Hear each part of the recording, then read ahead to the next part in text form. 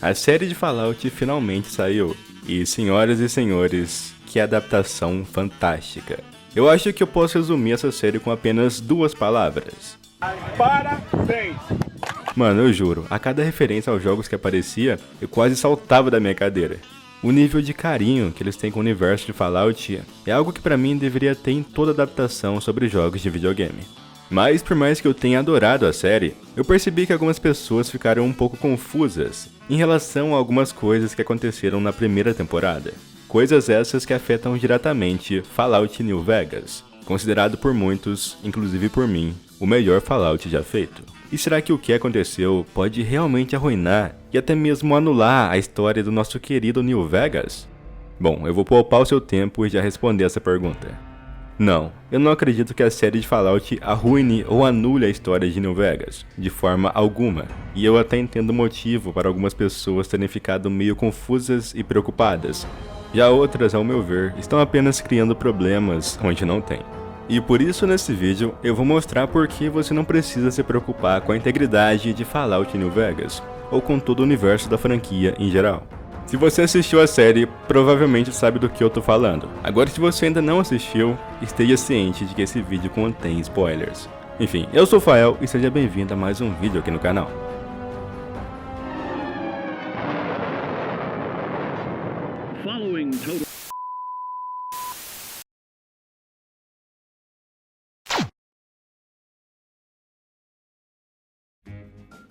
A série de Fallout se passa no ano de 2296, cronologicamente depois de todos os jogos, e é situada na costa oeste dos Estados Unidos, a região onde a maioria dos jogos da franquia ocorre. E ela gira em torno de três personagens. Lucy, uma habitante do Vault 33, que foge do seu refúgio e parte em uma aventura pelo mundo exterior em busca de seu pai desaparecido. E eu acho que eu já vi essa história em algum lugar.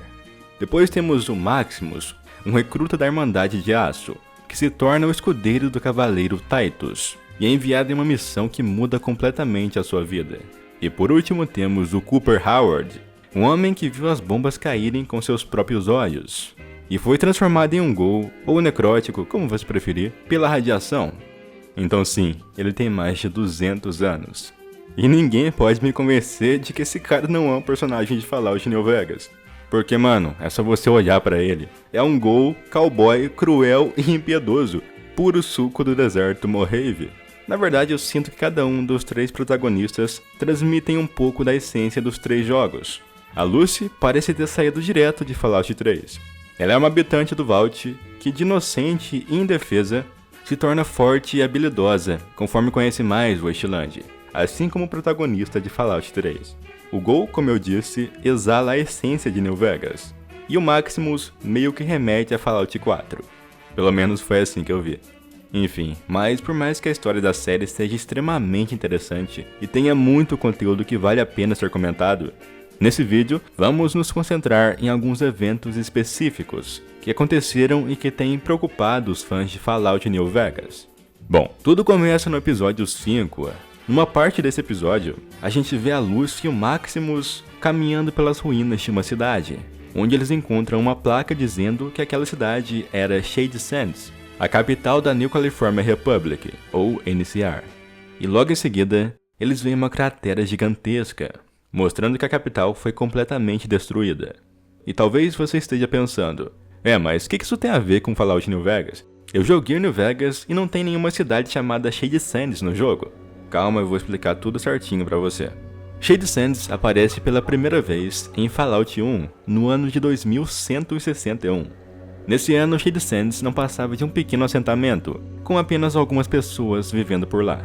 Apesar disso, eles eram prósperos e completamente autossuficientes, pois os habitantes conseguiram irrigar o solo seco de Wasteland e com isso plantar milho e repolho, e até mesmo criar alguns rebanhos de Brahmins. E seus recursos cultivados sustentavam o assentamento e forneciam mercadorias para o comércio com outras cidades. Mas nem tudo eram rosas. Shade Sands sofria constantemente por conta de escorpiões gigantes e gangues de saqueadores. Isso até o protagonista de Fallout 1 aparecer na cidade. O herói ajudou os habitantes a se livrarem dos escorpiões e dos saqueadores. O protagonista, inclusive, resgatou uma garota chamada Tandy das mãos de uma gangue.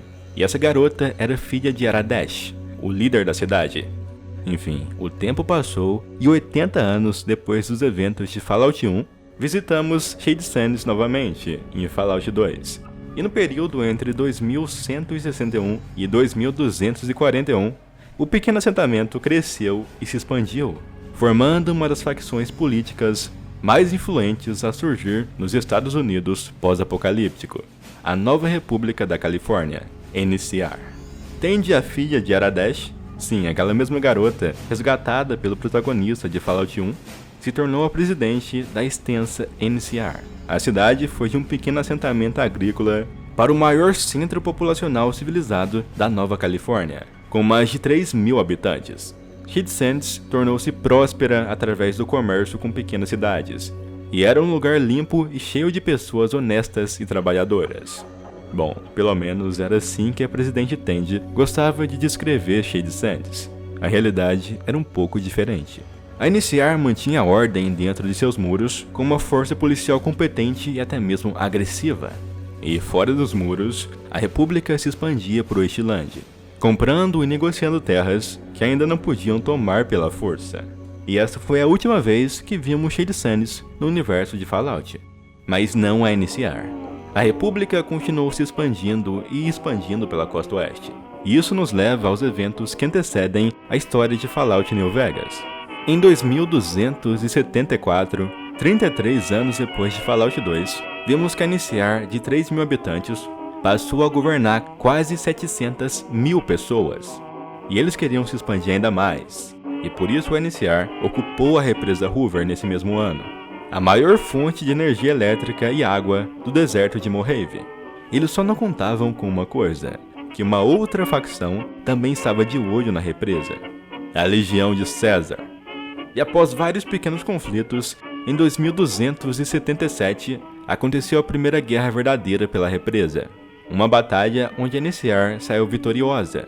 Mas esse não foi o fim da Legião. Eles recuaram, mas não foram derrotados completamente. E 4 anos depois dessa guerra, em 2281, a Legião aparece novamente, mais forte do que nunca. E isso nos leva à história principal de Fallout New Vegas, onde acompanhamos a luta entre 3 grandes facções pelo controle da represa Hoover, Vegas e o deserto Mojave como um todo. Essas facções são a Legião de César, um regime ditatorial e totalitário, formado por dezenas de tribos escravizadas e comandada por apenas um homem, César.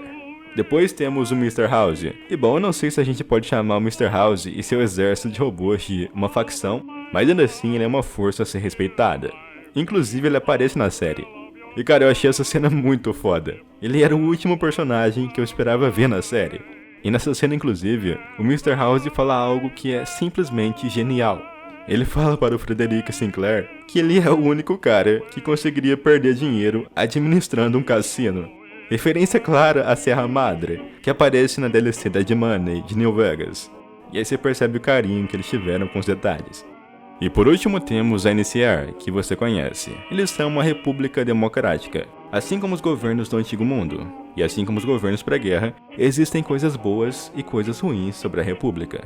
Olha, eu não vou me aprofundar muito na história de New Vegas, até porque eu já fiz alguns vídeos contando tudo sobre a história principal do jogo. Caso você queira saber mais, eu vou deixar os links na descrição.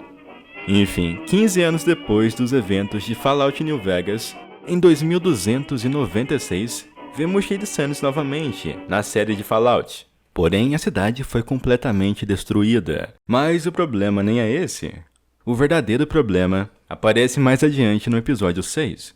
A gente descobre que muitos habitantes do Vault 4 eram os antigos moradores de Shady Sands, que se refugiaram lá depois da cidade ir pelos ares. E num determinado momento, a Lucy entra em uma sala de aula. E além de uma bandeira da NCR, ela encontra uma lousa, onde tem um resumo sobre a história de Shady Sands. A gente vê o ano em que ela foi fundada, se tornou capital da República, e também o ano em que ela foi destruída, no caso, 2277. E é isso que vem confundindo algumas pessoas, porque Fallout New Vegas se passa 4 anos depois disso, em 2281. E por mais que Shady Sands não apareça no jogo, ela é citada diversas vezes por alguns personagens. Então se em 2281 segundo Fallout New Vegas, a cidade ainda existe? Porque a série nos mostra que ela foi destruída 4 anos antes dos eventos de New Vegas. A gente sabe que um evento dessa magnitude com certeza seria comentado pelos habitantes do deserto Mojave, mas isso não acontece, porque como eu disse, a cidade ainda existe segundo o jogo. E ainda por cima, no final do último episódio, nós vemos que o Hank McLean, o próprio cara que explodiu a cidade, está indo para New Vegas. Por mais que isso tenha me deixado extremamente empolgado, olhando com um pouco mais de atenção, a gente percebe que New Vegas está completamente destruída, exceto pelo Lucky 38, a torre do Mr. House. Dá pra ver um pouco das ruas da cidade naquelas cenas dos créditos, e vemos o lugar em pedaços, com helicópteros da NCR e Securitrons do Mr. House despedaçados por toda parte. O que exatamente aconteceu com Vegas, onde está a joia do deserto Mojave que a gente conhece? Também não podemos esquecer que o pouco que tinha sobrado da NCR foi aniquilado pela Irmandade de Aço.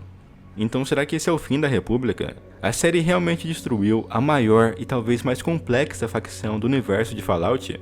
E ainda anulou os eventos de New Vegas? Bom, na minha opinião, não. Eu não acho que a série tenha anulado os eventos de New Vegas ou destruído a NCR. Calma, vamos por partes. Primeiro, em relação à destruição de Shade Sands. Existem duas coisas que podem ter acontecido.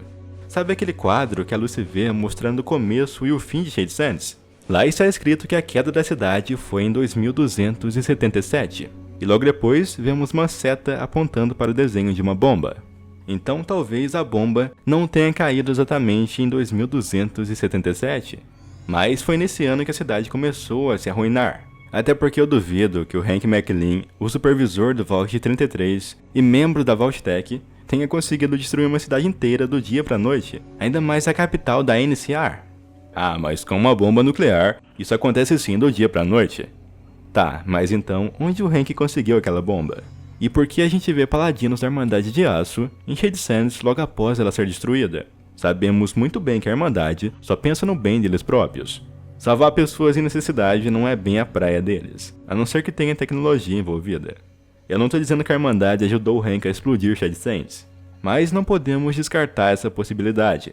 Ou quem sabe ele contou com a ajuda de uma outra facção, uma enclave da vida. Porque convenhamos, é difícil de acreditar que apenas um homem, sem a ajuda de ninguém, conseguiu destruir toda uma cidade. Até onde eu sei, ele pode até mesmo ter espalhado uma doença em Shade Sands, que começou em 2277, marcando a queda da cidade, e anos depois, a opção mais plausível foi explodir o lugar para conter a infecção. E essa bomba explodiu depois de 2281. Até porque no próprio New Vegas foi mencionado que Shade Sands não era mais a próspera cidade que foi um dia.